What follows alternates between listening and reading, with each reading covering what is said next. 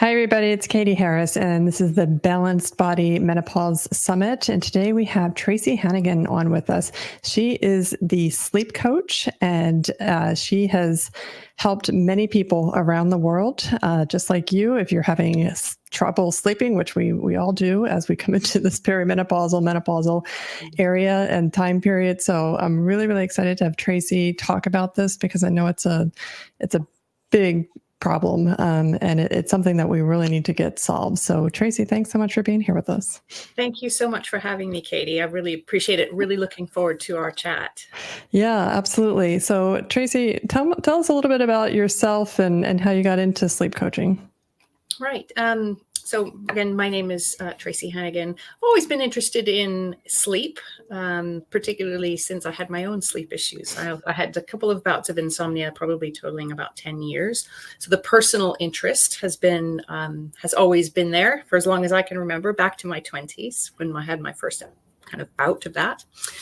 As I moved forward, I worked in community mental health in California, obviously the intersection between sleep and mental health, bi-directional relationship in most cases. Became more professionally interested in sleep from that point of view. And then having moved to the UK and retraining and looking at sleep from a different angle within the pain setting, it's everywhere. Issues with sleep are everywhere. And certainly the personal experience for myself is now back, having landed squarely in perimenopause myself. So most of my clients female clients are perimenopausal or menopausal women as well. So I've had interest from both angles, and certainly since the pandemic and the launching of almost the mainstreamness of being able to communicate this way with people, I've been working on Zoom full-time, helping people with their insomnia. Okay. And so can you tell us a little bit about your sleep journey and what brought you into, like, what were your sleep issues and how did you get these resolved, most importantly? Yeah. So my first bout of insomnia, I came through and I didn't really know at that time how I came through it. But I, in hindsight now, can see what happened. It was a bout of longstanding sleeplessness, difficulty falling asleep and staying asleep, that started after the death of my husband. So you would say, well, of course, that would be a period of time when sleep would be disrupted. And we all have things like that happen in life. Really exciting things or sad things that can disrupt our sleep. So that triggered off that particular bout of insomnia for myself. And several years later, I came through it. Again, I'm not quite sure how I did. Second bout was a little bit less, I guess, dramatic in its onset, a little bit of stressful stuff going on in life, things getting a little bit on top of me. Again, showed up as laying awake in the middle of the night, staring at the ceiling. And at that point, after it went on for a while, they didn't really call it sleep therapy then. This is 20 plus years ago. That the whole field was a little bit in its infancy. But I did work with somebody who really helped me view my sleeplessness differently, and view my sleeplessness not as the center of my whole experience of myself. And that whole process was really transformative. And then later on went to study sleep therapy myself and a couple of different branches of it. But it was after coming through that bout of insomnia that I realized how I came through my first one. I think one thing that happens when people are really struggling with their sleep is they begin to feel like I don't feel up to seeing my friends, and I don't feel up to going out, and I don't feel up to exercising. And certainly these days where people work from home a lot and they can arrange their schedules the way they want to, they commit less to things that challenge themselves to remain engaged with things that are really important to them. So what I did in that first bout is I started coming out of my shell. I almost came to an acceptance of how miserable I felt, and said, well, I have two choices here. I can not go on living, or I can go on living and I can kind of reconnect. And as I reconnected to the world, to friends, and to getting back to working more, volunteering mostly, I started to sleep better because I wasn't allowing it to dictate how I was going to engage with the world. And the problem became smaller and smaller and smaller over time. Okay. So, and 20 years ago, like you said, this was in its infancy. I mean, did you think it was a little kind of silly to need a sleep coach? Like, shouldn't we all just be able to sleep naturally? But the person that I spoke to wasn't really a sleep coach, but it was a therapist, Right. and helped with some of the reframing of my thinking, and helped me put myself back in the driver's seat of my own experience. I think, it is something that we do naturally. A lot of people feel like they lose their ability to sleep, but we don't. We almost get in the way of our natural ability to sleep. Now, certainly there are biological things that happen that can make it more challenging, and that can interfere with sleep. But then we add an extra human layer of complication onto it, which makes it even harder. And I think we all need help sometimes with some things. I talk a lot about sleep anxiety, for example. It's not like I don't have anxieties of my own just because I have a toolbox. Right. we all need support.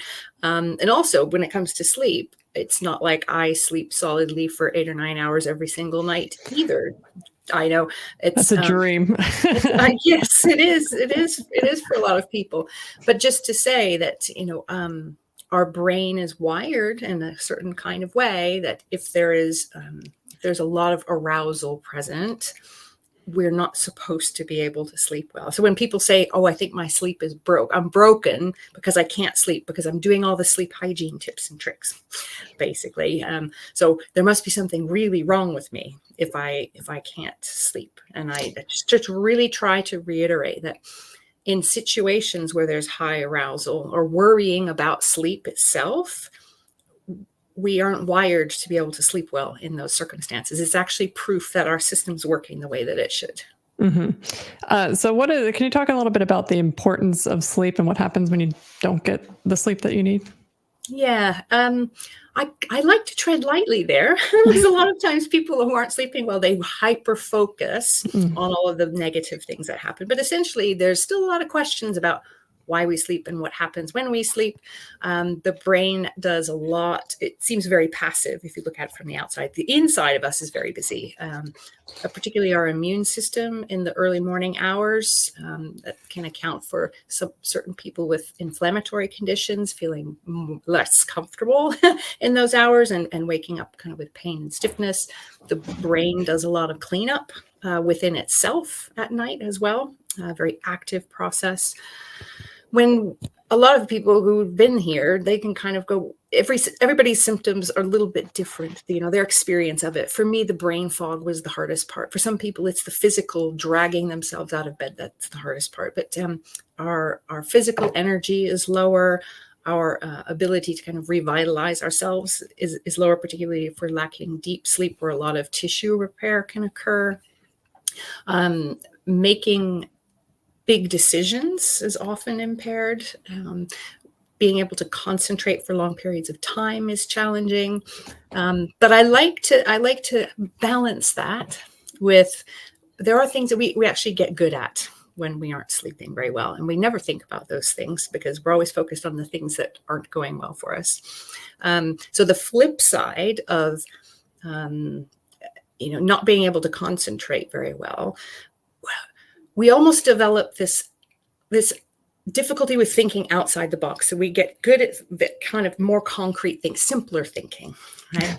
And for better or for worse, we can use that to our advantage. We can become hyper-focused on threat. So that sounds like a terrible thing, but it actually could be a helpful thing. This is our brain kind of going back to basics. And our perception of threat is enhanced. Now, often that goes wrong, but if you think about it from a survival point of view, there are pluses to this as well. So it's not all doom and gloom, although it feels that way for sure. Yeah. So there are certain, can you talk a little bit about like the stages of sleep and maybe how much we need of each and why each, stage is important? Yeah, that's a really great question, because particularly with the advent of all these devices and our ability to track all of this, people become very hyper fixated on the numbers. The number of hours a person needs to sleep really is, it's genetically determined. Some people need less to feel good during the day. Some people need more, but we're generally within the sleep therapy world looking for what number of hours is it that it allows a person to fall asleep within 15 to 20 minutes. Some people always take a little bit longer to fall asleep, so under 30 minutes. To wake a couple of times in the night and then fall back to sleep. It's really important to normalize middle of the night waking. And to be able to wake up in the morning, and once a person gets going, to have enough physical and mental energy to do what they want to do during the day. Now, for some people, that number is small. For me, that number is 9. I wish it was smaller. I feel like I would get more done. I would be a sleep procrastinator if I didn't prioritize that. But it's a myth that every single person needs 8 hours. And what happens is people who need less try really hard to get 8 hours. They actually can disrupt the sleep that they are getting. Sleep quality is really important. So when we're talking about the stages of sleep, if I had a little graph to overlay, and when we're talking about these devices, we spend most of the night in lighter stages of sleep. We transition in and out of lighter and deeper stages. The ones that people tend to focus on the most are kind of stage 3 deep sleep. This is where a lot of physical restoration happens, a lot of tissue repair happens, our inflammatory system, which often gets a negative connotation to it, but we need it in order to do the cleanup job of looking after our body. That is at its best and in full swing in those hours. REM sleep is another stage that people often focus on. They're still doing an awful lot of work on what exactly happens and why we appear to dream and the activities that happen there. But it seems to aid people's ability to concentrate, form memories, and perform more cognitive types of functions. When people are lacking in one or the other, particularly those two, the brain will catch up what it needs to catch up. So if for example, somebody's having difficulty with sleep and they're sleeping very lightly, so they're not spending a lot of time in stage 3 sleep, what will happen is when they do sleep a little bit better, the brain will go straight there because it says, I know what I need. I'm going to prioritize this. And the same thing will happen with REM sleep as well. If given the option, say it was 50-50 split, it appears that the brain prioritizes the deeper physical restoration sleep. And that's probably a survival type based function. Okay. And what happens during deep sleep? I mean, is there like a priority, like the deep sleep is the most important, or it just, you need kind of all the stages? They're all important. They're all important. We transition in and out of them for a reason. We wouldn't still have stage 1 sleep if we didn't need it. It's an important kind of transition for us. Just since we're talking about stages, and because I did just get this new watch, I don't use it for tracking sleep, but I literally haven't poked any buttons on it because it just arrived. People look at their devices and they look at these stages of sleep. So since we're talking about stages, I just think it's important to mention that these devices aren't very accurate when it comes to sleep staging. Some of them are getting better. This is an electrophysiological thing that happens in the brain. And their devices are using proxies to try to approximate what's happening. So they've come a long way, but there's still a long way to go. So even if they were really accurate, it's almost information overload. I've had people book calls with me because they're very concerned that they're not getting 100% deep sleep at night. Oh. And that's not how our brain works. There would be something wrong if we were getting more than, say, 25% of our night in stage 3 sleep. And it's also another thing that people are often not aware of is as we get older, the percentage of time that we spend in different stages of sleep changes as well. So what is quote unquote in the norm bell curve for somebody who is 25 that's going to be a different proportion of the night for some compared to somebody who is, say, 65. And that doesn't mean that there's something wrong. It's just different. Okay. And is there, is there a certain, I guess, sleep hygiene that you're supposed to set up, or, you're supposed to be in bed between, at 9 or, is there some sort of path that we're supposed to be following? Yeah. If we're talking about circadian rhythms and early birds versus night owls, it would be very difficult for the classic night owl to go to bed at 9 o'clock and actually sleep. And, they class extreme early birds and extreme night owls, and they give them a label of having a circadian rhythm disorder, but they really are kind of part of this. There are other circadian rhythm disorders that are not part of the normal spectrum. I kind of just see them almost as they're problems because of the social element. I'm an extreme early bird. I'm a terrible person to invite to a party that starts at 8 o'clock at night, right? But you could not get a 19-year-old to fall asleep at 9 o'clock because biologically they are more likely to be in kind of a night owl type of phase with their brain development at that time. And I think people do worry a little bit, if I'm not asleep, the best sleep happens between these hours. And so if I don't sleep in those hours, that creates problems. Now they are looking at, is there kind of an optimal time in the 24-hour period for the brain to achieve certain things, but it's not definitive yet. And I think that people worrying about it creates more sleeping problems than it solves. Because people get too worried about it. And if people are worried about something being wrong with their sleep, they are more likely to go on to develop even more challenging sleeping issues than they might already face.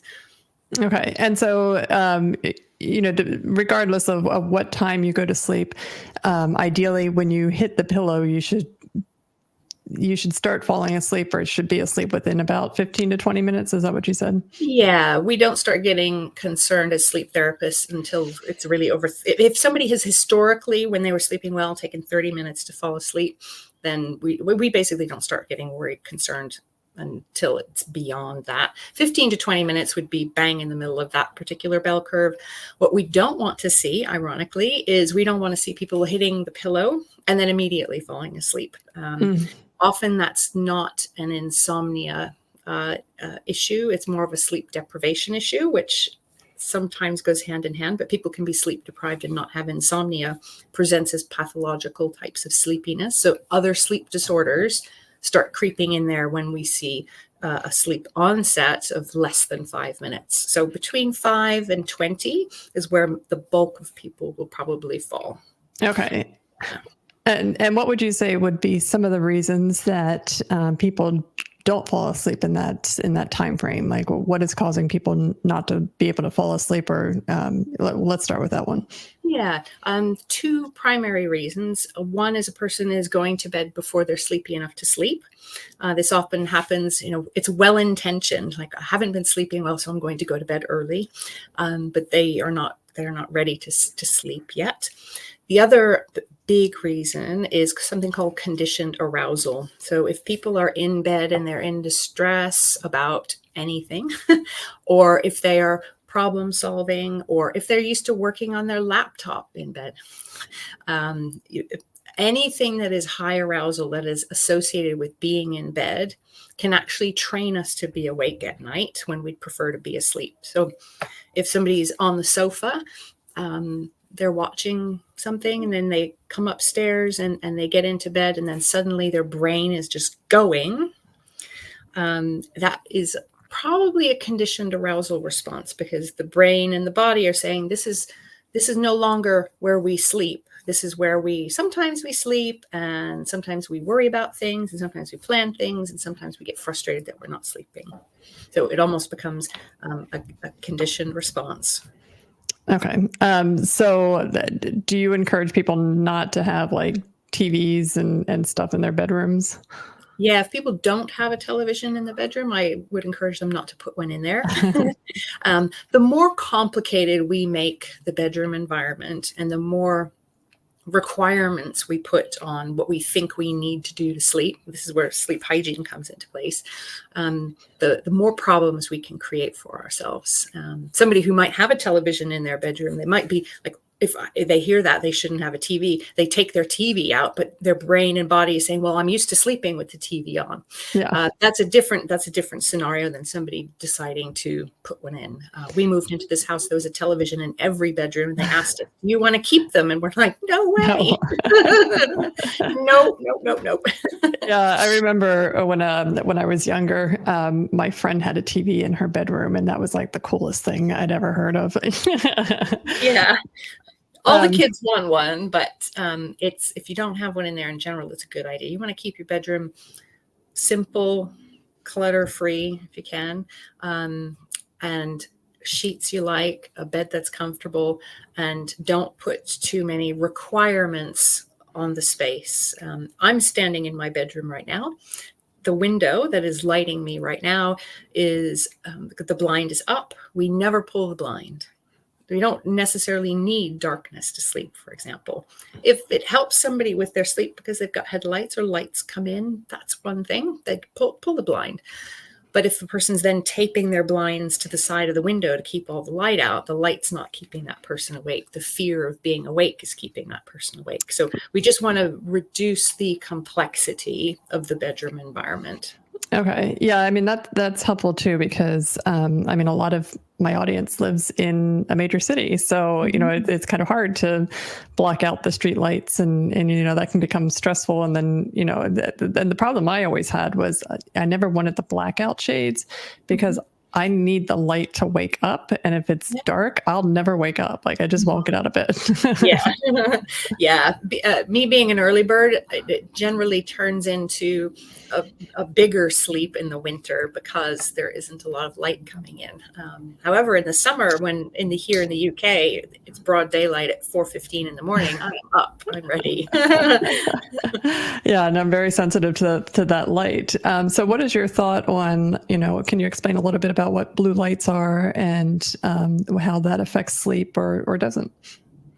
There is a study that's come out recently that has called into question the blue light issue. I have yet to read it, so I can't comment in too much depth. However, up until this point, the assumption has been because natural daylight is very blue and it's very bright, that we want to avoid that in order to help ourselves sleep. It essentially suppresses melatonin production when our brain perceives that light is dimmer and things are getting darker, even before we consciously recognize it, because this happens many hours before we actually might think it does.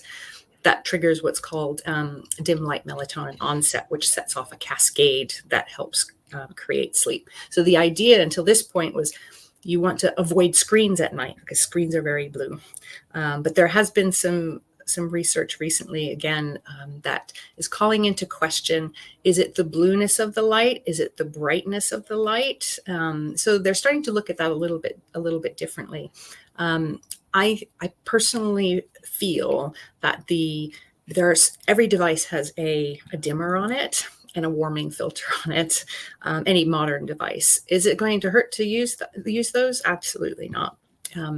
What people do when they're looking at a screen and the emotional content of what it generates for them is probably far more impactful on a person's sleep than watching television for an hour before going to bed. Right. Yeah. Well, I would say watching mind-numbing television as opposed to political debates or something. Movies. Yeah, where you evoke a lot of emotion because the brain can't tell if it's real emotion or fake emotion. It still goes through the same process. Yeah, and we're all sensitive to different subjects and different kind of content. I'm a person who can't watch a horror film in the middle of the day because my brain will remember it and it will replay it in some weird, scary way in the middle of the night. But if you're sensitive to certain themes, yes, you might get caught off guard watching a film where something was cropped up that you weren't expecting to crop up, and it might affect your sleep. Again, that would be expected. That would be what the brain is supposed to do. It's not supposed to sleep well if there's high arousal present. Right, right. And you know, especially for, again, like the political talks, they always put them on at 9 o'clock at night for some reason. Yeah, You know, yeah. I and then try to everybody's avoid all of charged. that. Yeah. I'm lucky that I'm like half a day different in the news cycle. So I cultivate. This is an interesting one. I think it's helpful to understand how the algorithms work. And you can cultivate a social media feed that's filled with happy, joyful, relaxing, hobby-related things, as opposed to the breaking news, because no matter where you are in the world, there's going to be something going on that's upsetting. Yes. And I'm a big believer in going out and finding that when it comes to my attention, as opposed to being bombarded by it all the time. It's too distressing otherwise. It is. I haven't watched the news in 20 years and I'm just fine. Yes, yes. If something's I go important, I'll visit my figure out. parents, and oh Yeah. my goodness Yeah. gracious, they turn the TV on right after dinner and they watch until they go to bed at midnight. Right, right. Same with my parents. It must be the generation, because, you know, and they're like yelling at the TV, "Can you believe?" And I'm like, oh my God, like it's too much. Like The same, you know, I might completely agree with them. We happen to be very aligned in a lot of ways, but I don't want to be doing that to myself all night long. Yeah, Yahoo News is another one. Like, stay away. Don't read it. All right. So the deep sleep. What happens during deep sleep? So, you know, I understand that, you know, the body becomes paralyzed, right? Yes, in most people, the body will become paralyzed in those stages of sleep. It helps prevent things like night terrors and sleepwalking, and us acting out our dreams when we are dreaming. And it's important to do that for safety reasons. So it's a very functional thing that does go wrong in some people.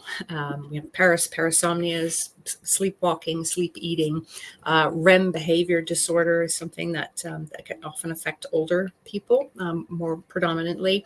People literally are acting out their dreams, and so this is to protect people from injury, essentially, while the body is doing its processing. The brain is doing its processing primarily. People sometimes ask, what's the difference between a night terror and a nightmare? So night terrors, just as a quick aside, we don't remember the content of what's occurred because it's happened in a stage of sleep where we aren't forming a memory of it, in the same way that a nightmare happens, we're conscious of the content. And so they just tend to happen in different stages of sleep, although we can dream in stage 3 sleep. It's not common. Okay. Yeah, I always found it amazing that, you know, I just don't fall out of bed. You know, it seems like we should fall out of bed. It's just, it's crazy. So yeah. Or I mean, people yell, you know, so yelling takes a physical effort. So you don't always have to be, you know, going on a marathon or ordering a pizza and eating it and not knowing what's going on. There's gradations there. Now, from the sleep perspective, what is your opinion on eating right before you go to bed? Is that problematic for sleep coaches or for sleep hygiene? I would say it depends. So having a big meal right before bed, people often think about, you know, heartburn and what's going to happen when you lie down, physically within the body. But the main reason to avoid a big meal for most people right before going to bed is that we have all of these systems in our body that operate on like a 24-hour, 25-hour clock. And in general, feeding, eating, and sleeping should be happening in different time blocks. So we can't be sleeping and hunting and eating at the same time.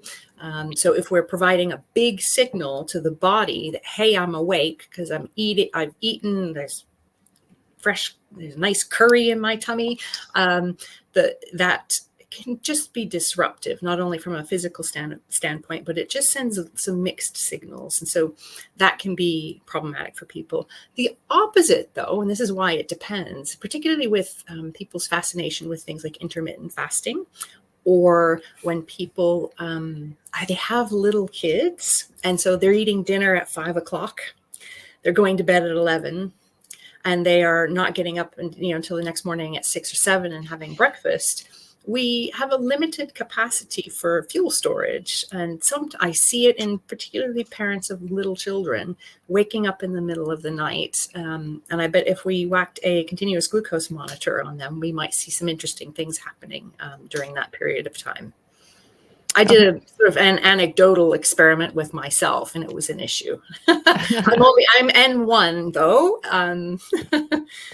Right. So, and to that point, could you talk about some reasons why people wake up in the middle of the night? Yeah. So insufficient sleep drive. So sleep drive is the physical part of what regulates sleep. If we don't have enough of it built up, it can be difficult to fall asleep, but it can also be difficult to stay asleep or to get good quality sleep. And people can accidentally dent their sleep drive by doing things like having lie-ins, sleeping 4 extra hours each day on the weekend, not getting physical activity because they feel tired. All of these things can impact people's sleep drive. Probably one of the most common ones, aside from the physical element, is, again, a conditioned response. Everybody has some kind of device with a clock on it, usually within arm's reach or on the wall. And what happens if anybody who's watching this says, oh, I knew somebody, or it was me, it was always 3 o'clock. Why is it always 3 o'clock in the morning? We can develop a conditioned wake up, and it can become prolonged because of a response to a natural awakening. Particularly perimenopausal, menopausal women having like vasomotor responses, hot flushes and things at night. Yes, the hot flush will wake the woman up. The looking at the clock and seeing it's at 3 o'clock in the morning creates another level of complication. Because even myself, nobody wakes up at 3 in the morning and says, yes, I got 3 hours of sleep.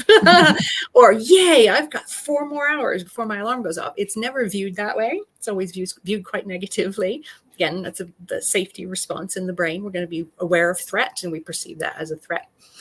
So the brain remembers this, and it might not be the next night or the next night or the next night, but the next time it happens to be 3 o'clock and the person notices it's 3 o'clock, the brain kind of skips over all the nights it didn't happen and goes, oh yeah, it was 3 o'clock then too. The brain remembers this, and it can almost create a habit of waking up more for that particular wake up. Back in the beginning of our conversation, when I was trying to say, it's normal to wake up a couple of times and long enough to remember it. We actually wake up and we come up into very, very light sleep and scan for safety many, many, many times. So if one of those quote unquote natural wake ups is associated with an arousal response, the brain's wired to remember this for safety reasons. And it can create a self-fulfilling prophecy of repeatedly waking up at night. Interestingly, often at the same time, but not necessarily always. And people don't want to necessarily get out of bed because it's cozier there than going down to the kitchen or doing a lap of the house. And so if a person is feeling really anxious or upset or worrying about the interview they've got in 3 hours and telling themselves, I have to sleep, I've got to get to sleep. Sleep doesn't respond to pressure at all. And that will backfire. We've all experienced that. That arousal becomes associated with the bed, and that can create more and more wake-ups over time, and prolonged wake-ups. Yeah, that always confused me when people would say, they woke up at 3 o'clock in the morning, so they got up and started doing work. And I'm like, that's the last thing I would do. I would just, if I had to just stare at the ceiling, that's what I would do. And, I feel like eventually something happens or the alarm goes off and it's time to get up. But, I'm not getting up to do activity. Yeah, early morning awakenings are particularly, if it's not depression related, or particularly associated with a habitual arousal response. I've worked with people who've had full-time jobs, little kids, and they're studying for some kind of exam. And so the time that they choose to study is they get up at 4 o'clock and then they carpe diem the day away, get it done before the kids wake up. And then years later, they're still waking up at 4 o'clock because that has accidentally reinforced the wakefulness response. And so it is possible to rewire that, but it is a process. So why does sleep change for the perimenopausal woman? Because, I feel like that kind of came out of nowhere for me. It was just like, I always slept really good. And then all of a sudden it is the 3 a.m. wake up and just Yeah. like, what's going on?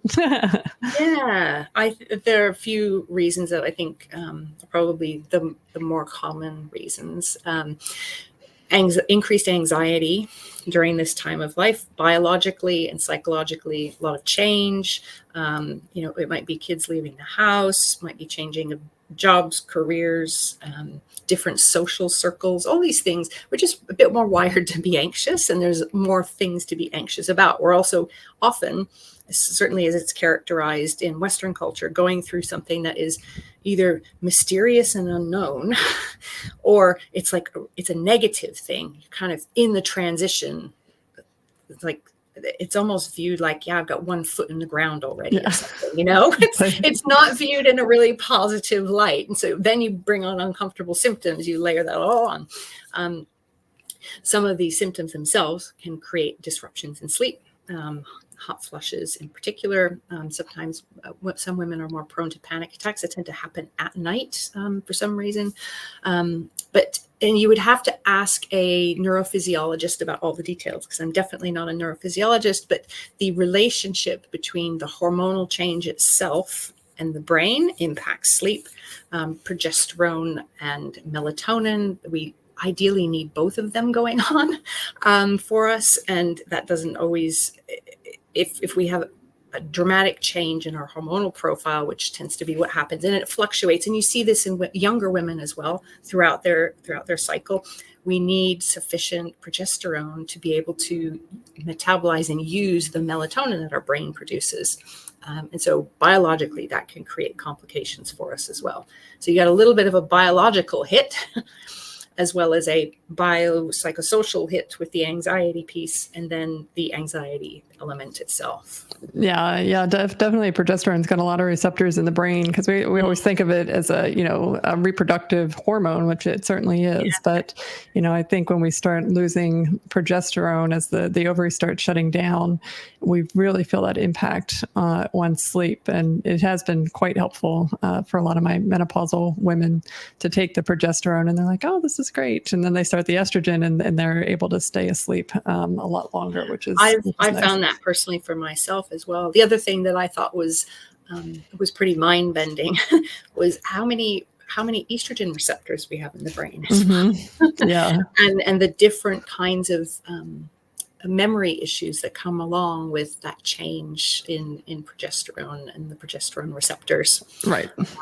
Yes, my verbal memory went completely out the window, and voila, there tend to be a lot of receptors in that part of the brain. Yeah, no, it's like new science or something to find out that estrogen and progesterone have other roles other than reproduction. So it's quite amazing. But I would say that progesterone and estrogen can only go so far with helping somebody to sleep. So what are some of the other things that people should be thinking about, and maybe how do you help people reclaim their sleep? Yeah, there's a lot of evidence across all of the population, but including in women who are having difficulties at night because of perimenopause or menopause, that sleep therapy, such as cognitive behavioral therapy for insomnia, is really helpful. There was a study that was done that looked at CBTI, acupuncture, menopause education, and I think it had a control group as well. And they wanted to see what was going to help women the most with their sleep. I made the assumption that cognitive behavioral therapy for insomnia was going to outperform the other groups, which it did. But interestingly, the women who went through CBTI also complained of fewer hot flushes and fewer menopausal symptoms as well. And then I came to learn that within the menopause circles and professionals who work with women who are really struggling, that CBT is often used to help people with coping with the impact of their symptoms. And so it started to make sense to me as to why that might have been the case. Yeah, that's really helpful, because not everybody wants hormone replacement or can even take it. They might not be a candidate.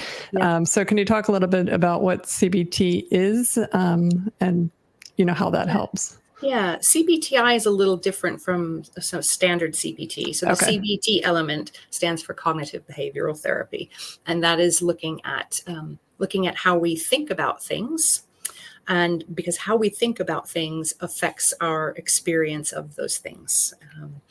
There are a variety of different ways that CBTI is different. So it includes CBT, which might be things like being awake at midnight is very distressing for a person, just to use a simple example.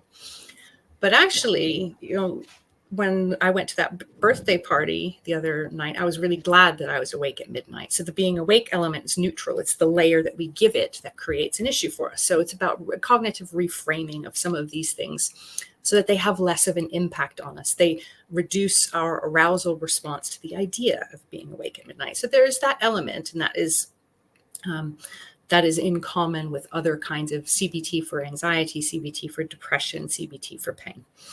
CBTI looks at also how much time is somebody spending in bed relative to how much time they are sleeping.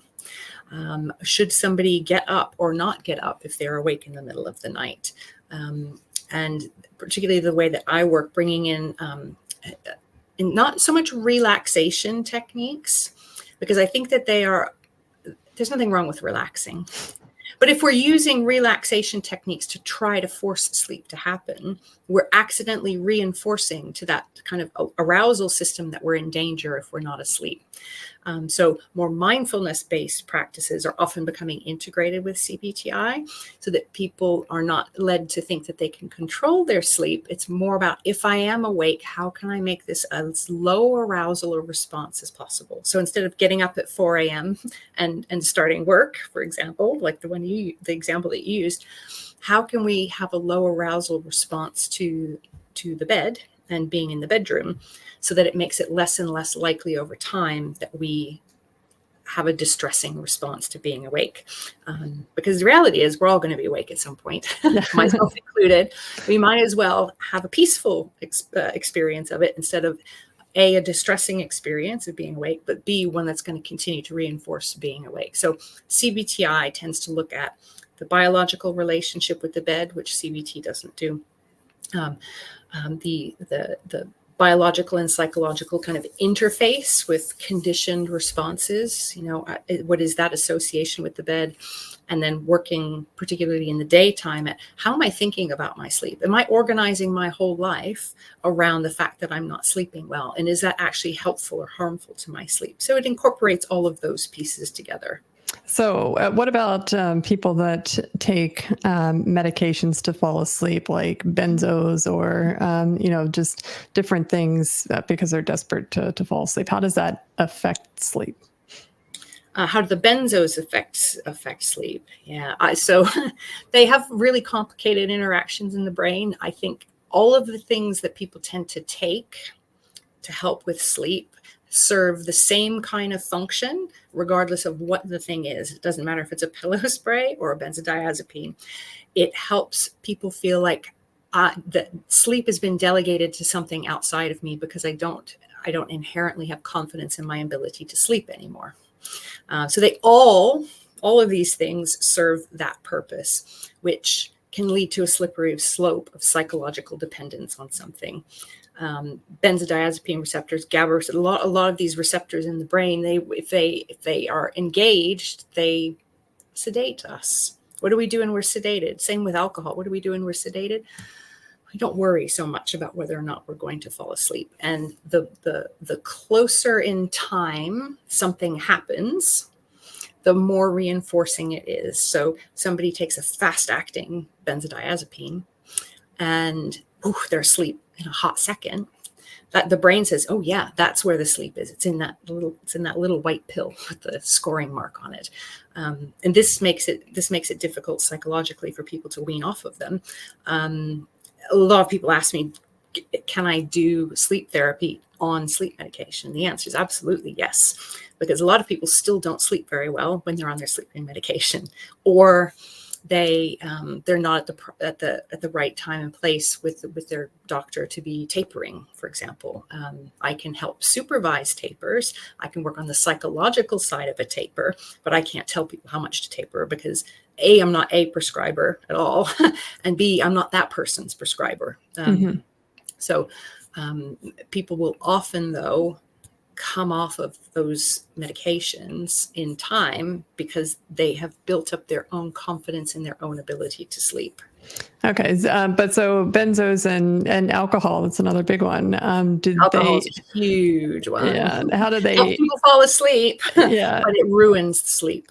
I was going to say, how does it affect sleep quality? Pretty much deletes all of if you look at if you looked at the sleep stages as chunks, the stage 3 chunk would have a whole bunch of pieces taken out of it, or it wouldn't be there at all. Right. It's very, very damaging. And a lot of people aren't aware that chronic alcohol consumption, even after people stop consuming alcohol, doesn't automatically mean that suddenly they're going to have that sleep back. That stage 3 sleep doesn't always recover. All right. So in addition to CBTI, are there other ways that people can improve their overall sleep, or the suggestions that you have? Yeah. So if people, CBTI and ACTI together, so CBTI has 30 years of evidence behind it, ACTI, coming quickly on its heels, and a lot of therapists will use them together. What is that? A lot of people don't have the acceptance and commitment therapy for insomnia. But a lot of people don't have access because there are not enough people trained. So then it's like, okay, then what can I do? People can self-learn some of these approaches. They're quite helpful. Basic sleep hygiene can be helpful, although it's not an intervention that is going to help with long-standing sleeping issues. If the number one tip, I think if I had to give a tip, safe and easy for everybody to use, is to stop tracking your sleep if you're having sleeping difficulties. All it does is draw the brain's attention to the threat over and over and over. Every time you look at your device or your app. My partner even drives me a bit bonkers. I said, how did you sleep last night? And he's like, oh, let me check my watch. How do you feel this morning? We let these devices and the numbers tell us how we're going to feel. Without checking in with ourselves first. Right. And again, if we go back to how much sleep does somebody need, that number really is how do you feel? Are you getting enough based on how you're able to function during the day? The numbers and the tracking appeal to people who aren't sleeping very well because it gives us this illusion that if we have all the data, we can somehow use that to make the sleep better. And most people can't because they don't know how to use that. So number one thing would be get rid of the tracking, get rid of the clocks, any device that's got a clock on it from the bedroom. If you need, everybody says, I need an alarm. Okay, you can have an alarm. You don't have to look at the time to have your alarm go off. Your alarm's still going to go off. You can set it outside the door if you're too tempted to look at the phone. Looking at the time at night just gives people a place to hang their sleep anxiety. Right. The second thing, and this is drawn from CBTI, and it's a staple, safe for everybody to do. If you're having wobbly sleep, getting up at the same time every day and not forever is going to be really, really helpful because having an irregular waking time interferes with sleep drive and it can interfere with the circadian system over time. And that's a fairly simple one for people to implement. And combining that with not going to bed until you're actually sleepy enough to sleep is it's a very powerful way to influence the biological elements of sleep. So there's one there, or well, two together to work on the biological elements and one to work on that psychological element. When it comes to other things that people layer onto, and in terms of their worry about sleep, it's very individual. But what I would say is, I would encourage people to put themselves in the driver's seat in the way that they talk to themselves about sleep. So, for example, instead of saying, I didn't sleep well last night, so I can't do this afternoon. we always have a choice. Even if it feels like we're being forced to make a choice, we still have a choice. We might not like the consequences of making that other choice, but reframing something like that as, I had a difficult sleep last night, a fact. I'm going to choose to do this or not to do this. Put yourself in the driver's seat. Don't give the sleeplessness any more power than it already has, and work on unwinding that power by looking at how you're thinking about sleep and how you're talking to yourself about your sleep. Awesome. All right, Tracy. Well, can you tell us how people can work with you? Do you work one-on-one, in groups? Like how do you work with clients? Yeah, I work via Zoom. I can work with people all around the world as long as we work out the time zones. I do primarily one-to-one work with individuals. I will do groups when I have enough people who are interested in doing a group and the issue is very similar. For example, it's been really successful to run a group of people who have difficulty falling asleep. And then a group of people who have difficulty with waking up early. So if people are interested in one-to-one work or group work, those options are both available. The availability for one-to-one depends on the diary, essentially, and the availability for groups depends on having enough other people interested at the same time. Okay. And how do people contact you if they're interested? Yeah. My website is tracythesleepcoach.co.uk. People can book a free 20-minute chat with me. I encourage people to do that before booking onto a program, just to make absolutely sure that I can be of help. And if I get the feeling after that call or after a pre-screening that I do that I'm not the best fit for that person, maybe there's some other sleeping issue that needs diagnosis and treatment, I will help people navigate the system to find the right connections so that they can get help. It's particularly important for perimenopausal and menopausal women who are at greater risk than they were when they were younger for developing sleep apnea, for example. So, yeah, absolutely. All right, Tracy. Well, thank you so much for being here with us today. Thanks so much, Catie.